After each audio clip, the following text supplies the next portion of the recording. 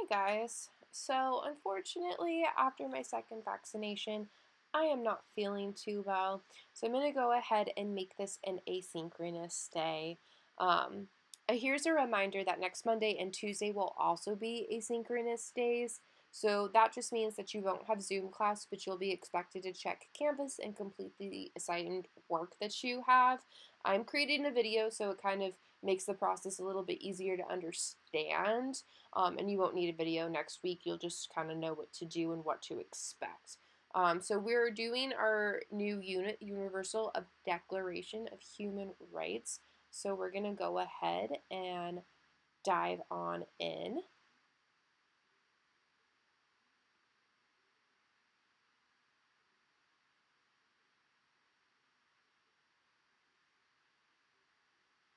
All right. So if you are here, yay, I'm so happy. Our agenda for today, March 26th, is watch Miss Cole's video, sent an email via Canvas. So if you are here, awesome. Thank you for following the directions. After that, we're going to go over an Eleanor Roosevelt quote and have you guys have a discussion post in Canvas for that. Then we will do Paraphrase the UDHR Preamble. I'll help you out with that in this video, but I won't dive too deep into it. Then we have a brain break. This is asynchronous, so I trust that you'll take a break when you need it and that you will do the activities in a way that will get your work in on time. So there's not really a brain break in here. I think I've deleted it out so you can kind of manage your time. And then we'll do an intro to found poem activity. So I'll explain what found poems are, I'll explain the activity, and then your homework is just to complete the preamble found poem activity, okay?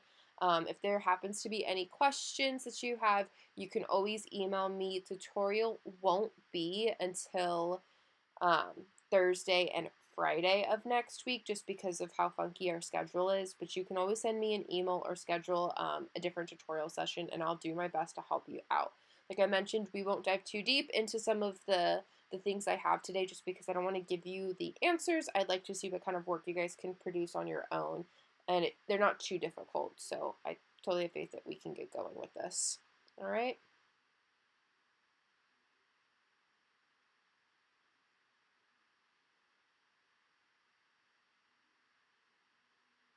Okay, so here is our Eleanor Roosevelt quote. Where, after all, do universal human rights begin? In small places, close to home, so close and so small they cannot be seen on any maps of the world. Yet they are the world of the individual person. The neighborhood he lives in, the school or college he attends, the factory, farm, or office where he works. Such are the places where every man, woman, and child seeks equal justice, equal opportunity, equal dignity without discrimination. Unless these rights have meaning there, they have little meaning anywhere. Without concerned citizen action to uphold them close to home, we shall look in vain for progress in the larger world. Eleanor Roosevelt. All right, so you have a quote discussion. So what you're going to do is you're going to go to Canvas, open up the discussion post, and you will see the quote there. So reread it, and then you're going to answer these two questions in 2 to 3 complete sentences each. I need to see 2 to 3 sentences for both, okay? So the first question is, why is it important that the universal human rights starts in places like neighborhoods, schools, workplaces, and homes? Why not start larger, right? Why not start with the world? Why not start with the country? Why not start with states? Like, why don't we start there? Why do we have to start in smaller places like homes and schools, okay? And then moving on, why do you believe what do you believe concerned citizen action looks like, all right? So it's that key word right there, that key phrase, concerned citizen action. So if we look in our quote, we can see here that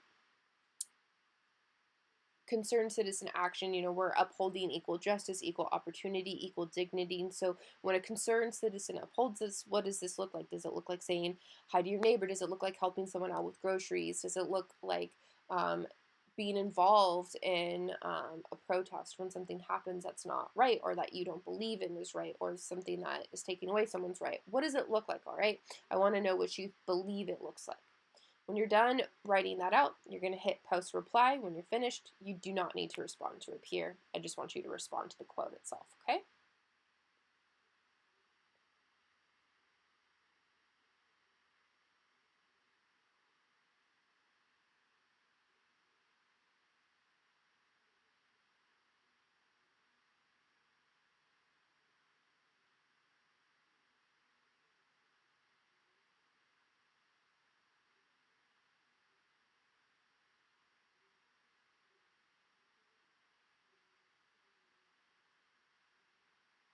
In a second, I'm sure the Brittany that was screen recording this will accurately, oh, there we go.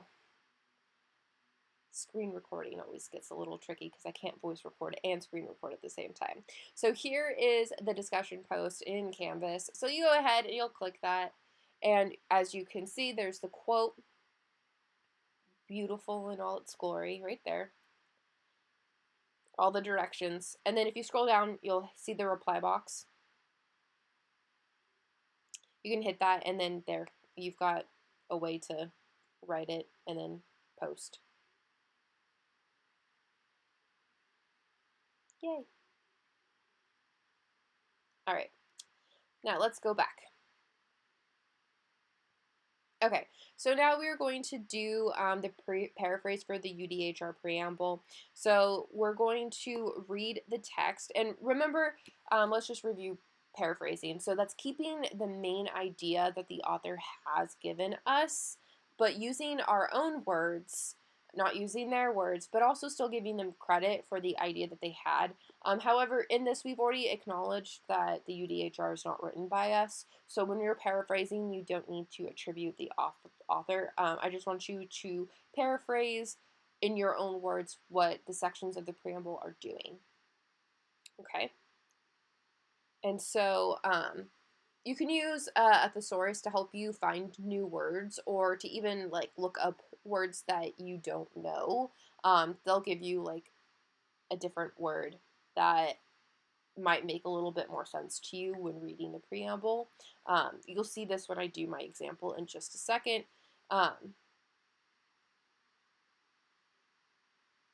Once you're done, you'll submit your paraphrase to the assignment in Canvas. And an important thing to know is I have a Google form that you'll need to fill out for an attendance check. Bullet points are fine when you are doing this assignment, and that is one of the questions on the Google form, okay? So make sure that you keep that in mind.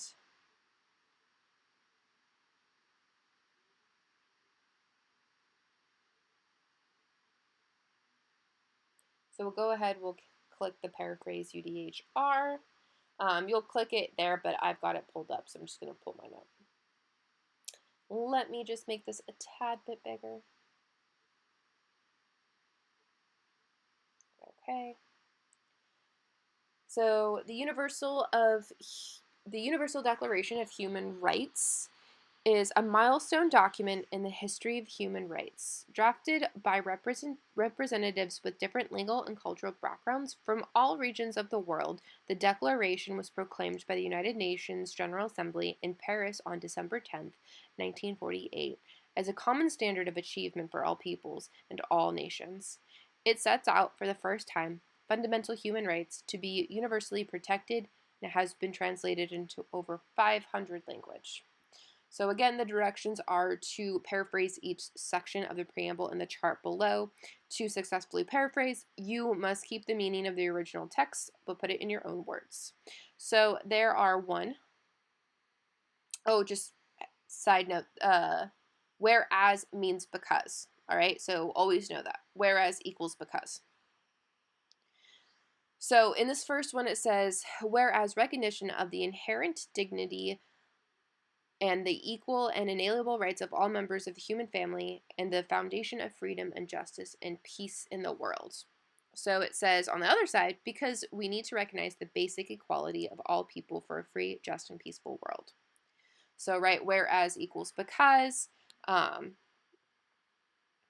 You might want to look up inherent if you don't understand. So we're going to work on this next one, all right? So Whereas disregard and contempt for human rights have resulted in barbarous acts which have outraged the conscience of mankind, in the advent of a world in which human beings shall enjoy freedom of speech and belief, and freedom from fear and want has been proclaimed as the highest aspiration of all common people. So let's go ahead and let's work with that. Miss Cole has to set up the bullet points, but alas, I will mess up a few times before I get it right. Aha. There she goes. Okay, so remember, we start with because whereas equals because. Mention this. So let's see here. Disregard and contempt for human rights. So what could that translate to? So disregard and contempt for human rights, to me it seems like someone's ignoring human rights because they result in barbarous acts, so I'm assuming horrendous acts. So it says, because people have ignored the rights of other people, horrible things have happened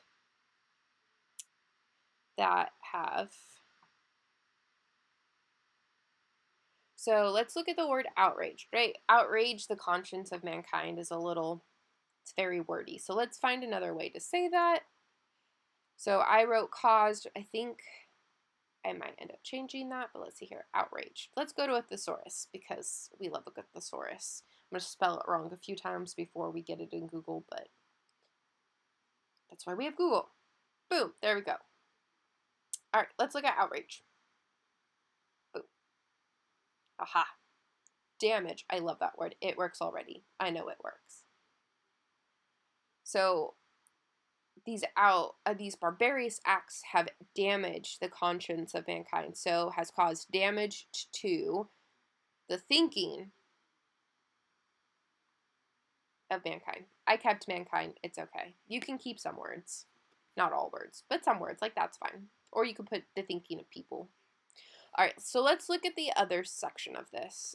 In the advent of a world in which human beings shall enjoy freedom of speech and belief, and freedom from fear and want has been proclaimed in the highest aspiration of the common people. So I think we should go ahead and look at a synonym for advent.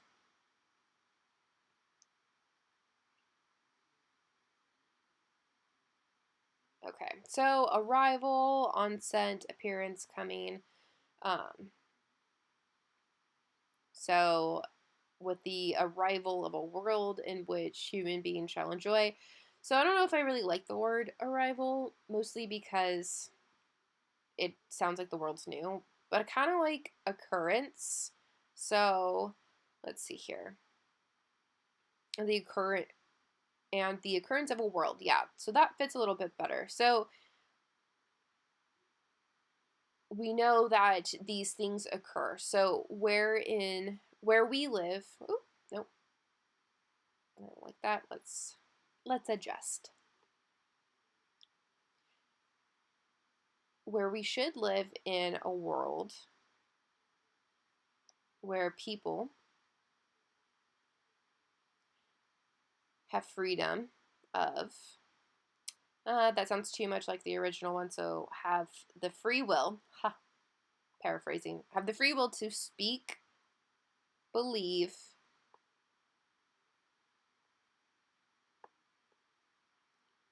and want without fear, right? Because they have freedom from fear. So freedom from fear, since this has always been what people have dreamed of. So the highest aspirations of common people. So, I mean, it's been around for a while, right? We learned that Cyrus had this dream for a really long time. So it's always been the highest aspiration of people. So I'm going to go ahead, I'm going to leave this in your paraphrase document. So if you've watched this video, you've seen how I've come to that conclusion, and it should help you finish the next couple of ones, okay? Again, if you're having trouble, email me. I'll do my best to help via email. So remember, whereas equals because. Super important. All right, let's go ahead. Let's move on. Let me exit out and get back. Okay, so we're almost done here. So after you do the paraphrase of the preamble, the next part is your homework. So you can do this how you feel like it. So found poetry activity. So we've done found poetry. If you did House on Mango Street last year, you did blackout poetry. And blackout poetry is a form of found poetry, except you just black out the words you're not using. Since we're online, we can't do that. So we're just going to do it a little differently, but it's still got the same idea behind it. And you guys will do really well at this activity. All of the poems I've read this year and the poems I read last year are all phenomenal. So you guys got this.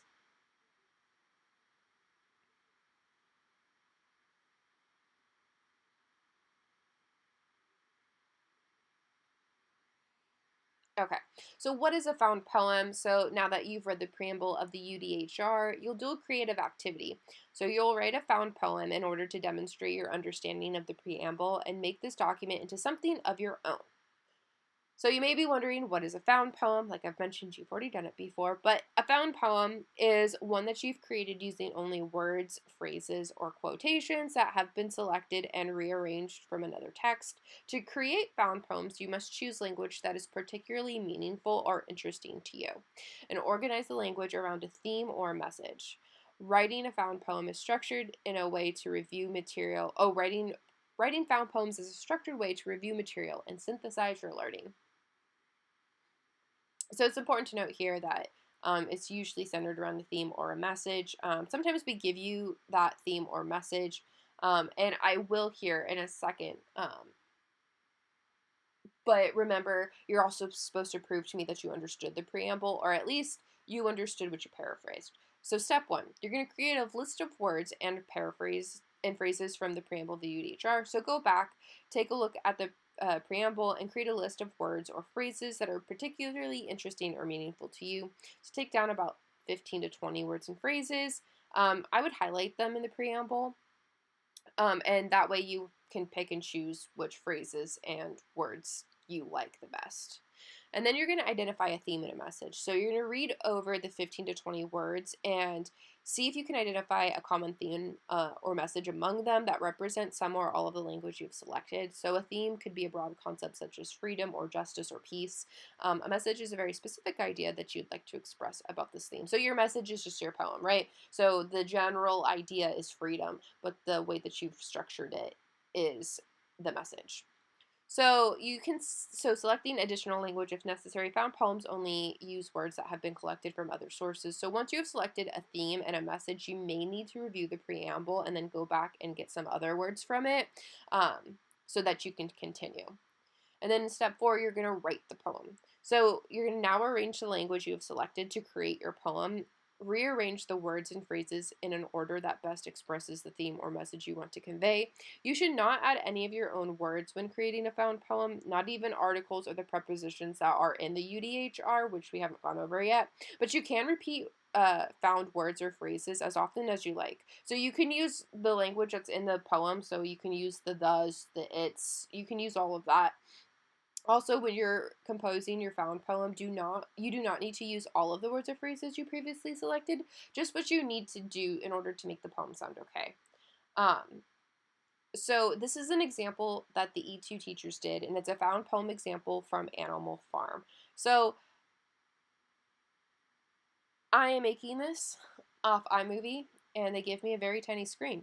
When I did my screen recording, I could read this very clearly, but I swear it's very small, and I cannot read it, alas. So we've highlighted words that were meaningful to us, and then we used those words and we arranged them, and some of them we repeated into a poem. And you can go ahead and take a look at the poem. The poem is called Still in Terror.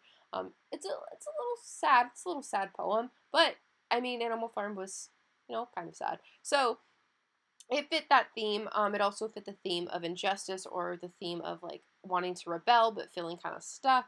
So we kept that was that theme, that common theme amongst both of the texts. So the text of Animal Farm and then our actual found poem that we wrote. So for yours, you will look at the preamble, and the preamble is supposed to be right about equality for people, about freedom, about justice, about peace. So when you're looking at the preamble, I want you to focus on those ideas. You can come up with some other ones that maybe you feel like you find in the preamble, and then create your found poem from those specific ideas, themes, words, phrases, and whatnot. Very sorry that I cannot read this to you aloud on my voiceover, but like I said, iMovie just gives me just such a tiny screen to read all of these things.